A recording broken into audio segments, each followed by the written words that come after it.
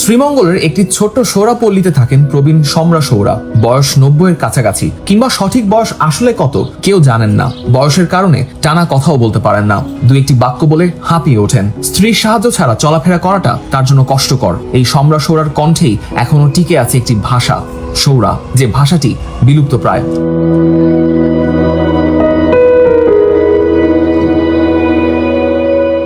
পরিবারের অন্যরা কিছু শব্দ জানেন, প্রবীণদের কেউ কেউ ভাঙা সৌরায় কথা বলতে পারেন, কিন্তু পুরোপুরি সাবলীলভাবে সৌরা ভাষায় কথা বলতে পারেন এমন মানুষ সম্রা সৌরা ছাড়া আর কেউ নেই।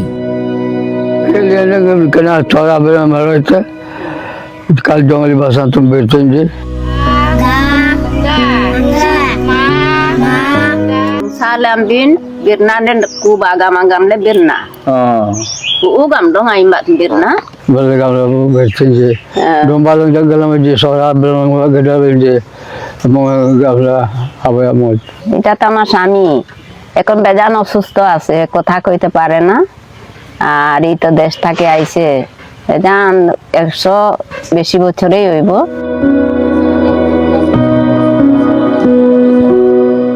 সৌরা একটি অস্ট্রো এশিয়াটিক ভাষা।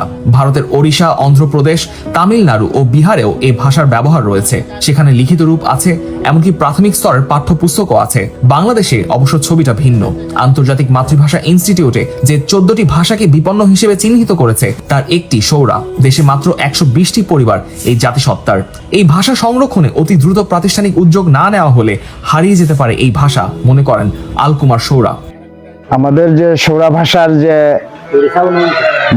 বিজ্ঞ ব্যক্তি বা উনি এখন যে আমাদের ভাষাটা ইয়ে করতো, উনি অসুস্থ অবস্থায় উনি চলে গেলে আমাদের এই ভাষাটা লিপ্ত হয়ে যাবে। এবং আপনাদেরকে আমাদের অনুরোধ, আমাদের এই ভাষাটাকে সংরক্ষণ করে রাখার জন্য আপনারা দ্রুত গতিতে আমাদেরকে এই স্কুল বা আমাদেরকে কি করে রাখতে হবে সেই উদ্যোগ নিয়ে আপনারা আমাদেরকে একটু সাহায্য করেন। ভাষাটির নিজস্ব বই আছে, ছোটদের শেখানোর চেষ্টা করা হয়। প্রবীণরাও এখনো সৌরা ভাষায় গান ধরেন। প্রতিবেদককে বাংলা কিছু বাক্যের অনুবাদ সৌরাতে বোঝানোর চেষ্টাও করা হয়। Ranggam desan umdale, ranggam desan sendale.